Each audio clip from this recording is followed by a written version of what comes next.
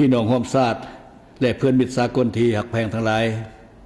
กองประชุมใหญ่ผู้แทนทั่วประเทศครั้งที่12ของพรรคประชาชนปฏิวัติลาวได้ดำเนินมาแต่วันที่6ฮอดมื้อนี้วันที่8มังกร2026ที่นครหลวงวิจันทร์เป็นเวลา3วันเต็มได้สำเร็จลงโดยมีผู้แทนเข้าร่วมทั้งหมด835สายยิง123สายเป็นตัวแทนให้แก่สมาชิกพรรคทั้งหมด 421,865 สายจากทั่วประเทศเข้าร่วมพร้อมนั้นยังมีแขกถึกเชิญอีกจำนวน391สายรวมมีผู้เข้าร่วมกองประชุมใหญ่ทั้งหมด 1,226 สายกองประชุมใหญ่ผู้แทนทั่วประเทศครั้งที่3ของพรรคแม่นเหตุการณ์การเมืองสังคมอันสำคัญยิ่งของสาธารณรัฐประชาธิปไตยประชาชนลาวและได้ดำเนินอย่างถูกต้องตามกฎระเบียบของพรรคภายใต้บรรยากาศสร้างสรรค์เอาการเอางานและมีความรับผิดชอบสูงและได้สิ้นสุดลงโดยผลสำเร็จอันจบงามภายใต้คำขวัญยกสูงบทบาทการนำพาที่เข้มแข็งของพรรคตั้งหน้าเศรษฐกิจสร้างเศรษฐกิจเอกราชเป็นเจ้าตัวเองสืบต่อบูรณะระบอบประชาธิปไตยประชาชนให้หนักแน่นก้าวขึ้นสู่สังคมนิยมบรรดาผู้เข้าร่วมกองประชุมใหญ่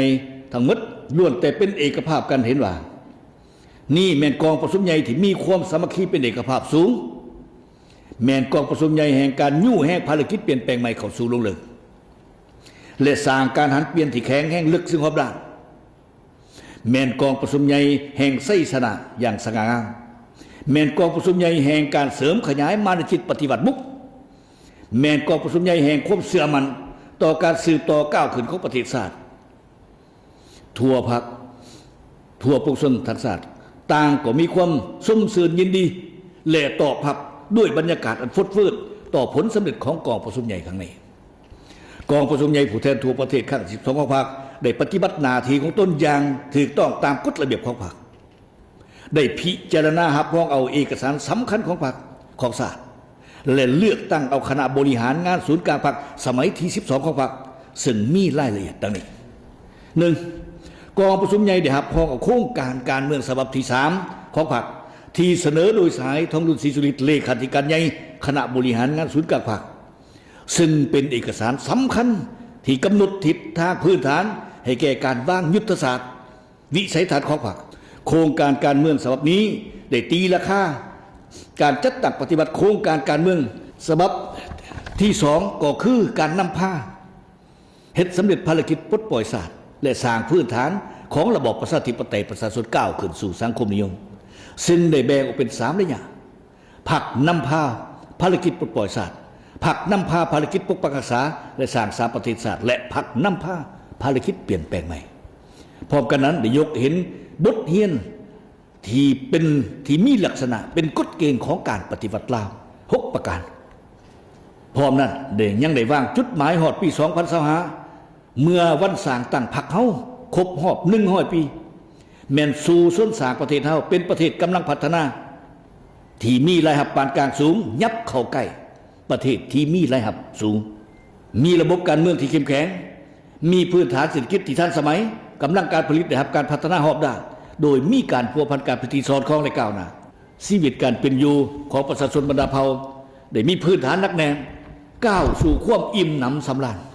พร้อมทั้งได้กำหนด11เนื้อในพื้นฐานของการบูรณะระบอบประชาธิปไตยประชาชนก้าวขึ้นสู่สังคมนิยม 2. กองประชุมใหญ่ได้พิจารณาและเป็นเอกสารหับห้องเอารายงานการเมืองของคณะบริหารงานศูนย์กลางพรรคสมัย41ต่อกองประชุมใหญ่ครั้งที่12ซึ่งได้ตีราคาอย่างกวมร่วมและลึกซึ้งเกี่ยวกับหมากผลแห่งการจัดตั้งปฏิบัติมติกองประชุมใหญ่ครั้งที่11และ5ปีผ่านใน5ปีผ่านมาซึ่งสามารถผ่านพาความยุ่งยากแก้ไขปัญหาที่เกิดขึ้นโดยพื้นฐานเศรษฐกิจสังคมหักษาทวงทาเติบโตต่อเนื่องปัญหาเข่งห้อนทางด้านเศรษฐกิจการเงินได้รับการแก้ไขและผ่อนคลายลงเทื่อละก้าวกองประชุมใหญ่นั้นได้เป็นเอกภาพและมีความภาวะวิสัยตีราคาต่อขอคุ้มค่าขอขัดตกบกพร่องในการนำพาสีน้ำของพรรคก็คือการจัดตั้งปฏิบัติหน้าที่เบียกงานจุดสุมในบางด้านที่บ่สามารถบรรลุผลตามคาดหมายที่ได้วางออกพร้อมทั้งได้ชี้เห็นสาเหตุต้นตอเพื่อกำหนดทิศทางมาตรการแก้ไขที่สอดคล้องและแท้เหมาะ พร้อมทั้งเล็งท่วงให้ดำเนินการแก้ไขของโครงข้างที่ผ่านมาอย่างจริงจังเพื่อรับประกันให้แก่การหันเปลี่ยนใหม่อย่างตั้งหน้าหลายขึ้นกองประชุมใหญ่ได้รับพ้องเอาพกบทเรียนที่ถอดได้จากพฤติกรรมแห่งการจัดตั้งปฏิบัติมติกองประชุมใหญ่ครั้งที่11ของพรรคก็คือพฤติกรรมตัวจริงในการนำพาสี่นำของพรรคตลอดระยะ5 ปีผ่านมาเพื่อเป็นบอนดิ้งที่สำคัญในการปรับปรุงการนำพาสี่นำและจัดตั้งปฏิบัติแนวทางนโยบายของพรรคในสุมปีต่อหน้าเพื่อสืบต่อภารกิจอันสำคัญ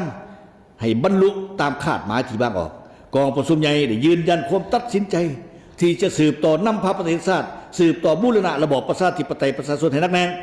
ก้าวขึ้นสู่สังคมนิยมบนพื้นฐานยกสูงบทบาทการนำพาที่เข้มแข็งของพรรคเสริมขยายกำลังแห่งของชาติสร้างเศรษฐกิจเอกราชเป็นเจ้าตัวเองฮอดปี 2030 ให้มีพื้นฐานและทวงท่าที่นักแน่นให้แก่การพัฒนาภายหลังประเทศชาติพ้นออกจากสถานภาพประเทศด้อยพัฒนาสืบต่อบูรณะระบอบประชาธิปไตยประชาชน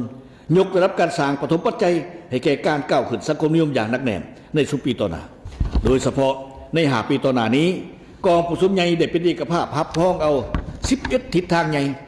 เพื่อสู่ส้นผันขยายและจัดตั้งปฏิบัติเนื้อในของรายงานการเมืองให้ปรากฏผลเป็นจริง 3. กองประชุมใหญ่ได้พิจารณาและรับพ้องเอาแผนพัฒนาเศรษฐกิจสังคมแห่งชาติ5 ปีครั้งที่10 2026-2030ซึ่งเป็นแผนผันขยายมติกองประชุมใหญ่ครั้งที่12เป็นแผนงานโครงการระดับชาติรวมทั้งขอบการลงทุนสำหรับโครงการเหล่านั้นในนั้นได้กำหนดออกเป็น6เป้าหมายใหญ่เพื่อสืบต่อปฏิบัติแผนพัฒนาเศรษฐกิจสังคมให้ขยายตัวอย่างต่อเนื่องเป็นต้นแม่น 1. สร้างเศรษฐกิจเอกราชเป็นเจ้าตนเองด้วยการนำใส่ท่าแห้งเพื่อเฮ็ดให้เศรษฐกิจมีเสถียรภาพและขยายตัวอย่างต่อเนื่องมีคุณภาพมั่นเที่ยงยืนยงโดยยุ่งแห่งการเติบโตเศรษฐกิจให้บรรลุ6ส่วนน้อยต่อปีขึ้นไปพัฒนา 2. พัฒนาทรัพยากรมนุษย์ให้มีคุณภาพสูงขึ้นและสามารถหู้นำใส่เทคโนโลยีที่ทันสมัย 3. ปรับปรุงชีวิตการเป็นอยู่ของประชาชนให้ดีขึ้นตัวเมืองและชนบทได้รับการพัฒนาอย่างสมควรและแก้ไขความทุกข์ยากของประชาชนให้ลดลงเทื่อละก้าว 4. ปกปักรักษาทรัพยากรธรรมชาติสิ่งแวดล้อมให้มีความยืนยงและสามารถเกี่ยมพร้อมรับมือกับการเปลี่ยนแปลงของดินฟ้าอากาศและภัยพิบัติต่างๆหาเสื่อมจอดภาคพื้นสากลอย่างกว้างขวางและมีประสิทธิผลและ 6. คุ้มครองบริหารรัฐให้มีประสิทธิภาพการเมืองมีเสถียรภาพสังคมมีความสงบเป็นระเบียบเรียบร้อยยุติธรรมและศรีวิไลที่ 4. กองประชุมใหญ่ได้พิจารณาในห้องเอากฎระเบียบของพรรคสมัยที่12เพื่อให้สอดคล้องและห้องรับการจัดตั้งปฏิบัติแนวทางการเมืองของพรรคสุขโยเวียกงานก่อสร้างพรรคเฮ็ดให้พรรคเฮามีความปลอดภัยเข้มแข็งนักแน่นมีความสามารถเพียงพอในการนำพาภารกิจปกปักรักษาและพัฒนาประเทศชาติในระยะใหม่ก้าวขึ้นสู่สังคมนิยมอย่างนักแน่นกองประชุมใหญ่ได้พิจารณาและรับห้องเอาบทสำรวจการนำพาร่วมของคณะบริหารงานศูนย์กลางพรรคสมัยที่11ซึ่งได้ตีราคาอย่างสูงต่อความบักบั่นพยายามอันตั้งหน้าและความเป็นเจ้าการประดิษฐ์สร้างในการเสริมขยายมูลเชื่อและบทเรียนอันประเสริฐของพรรคเฮาในการเพิ่มทวีความสามัคคีเป็นเอกภาพอยู่ภายในพรรคยกสูงความรับผิดชอบต่อหน้าที่การเมืองดำเนินการปรับปรุงดัดแปลงกลไกการนำพาสีน้ำของศูนย์กลางพรรคและคณะพรรคทุกขั้นปลุกระดมทั่วพรรคทั่วปวงชนเข้าร่วมจัดตั้งปฏิบัติแนวทางการเมืองของพรรคให้ปรากฏผลเป็นจริงพี่น้องร่วมชาติและเพื่อนมิตรสากลที่รักแพงทั้งหลายกองประชุมใหญ่ของพวกเขาครั้งนี้ยังได้เป็นเอกสารเลือกตั้งเอาคณะบริหารงานศูนย์กลางพรรคสมัยที่12ซึ่งประกอบด้วยกรรมการสมบูรณ์73สหายและกรรมการสำรอง15สหายเพื่อเป็นแกนสารนำพาทั่วปวงพรรคทั่วกำลังประกอบวุฒิและพวกชนเราทักษะจัดตั้งปฏิบัติมติกองประชุมใหญ่ครั้งที่12ของพรรคให้ปรากฏผลเป็นจริง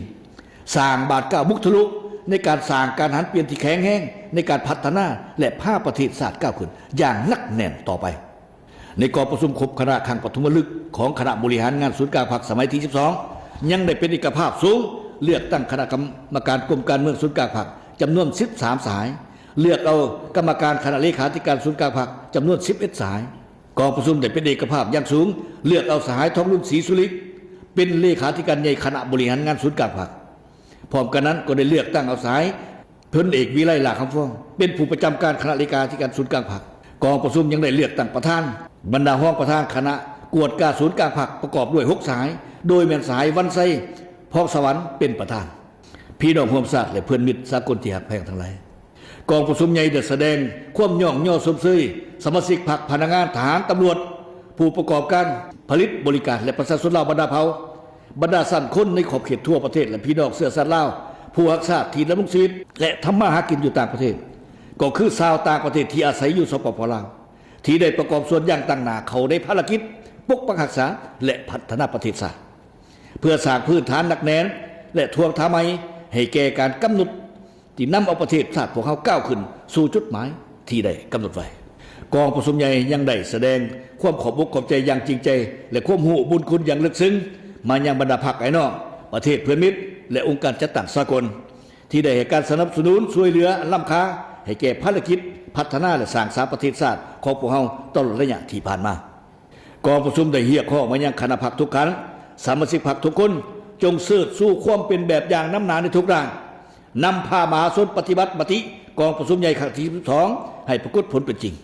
พร้อมกันนี้ก็เรียกร้องมายังพนักงานนักรบประชาชนลาวบรรดาเผ่าบรรดาสันคนพี่น้องเสื้อชาติลาวผู้รักชาติที่ดำรงชีวิตและทำมาหากินอยู่ต่างประเทศจงสืบสู้น้ำใจรักชาติเสริมขยายมานุษยปฏิบัติฝึกบุกบืนเข้าใส่การปฏิบัติหน้าที่ทำมาหากินสร้างสาและบูรณะประกอบระบอบประชาธิปไตยประชาชนก้าวขึ้นสู่จุดหมายสังคมนิยมอย่างแน่นแน่ขอขอบใจ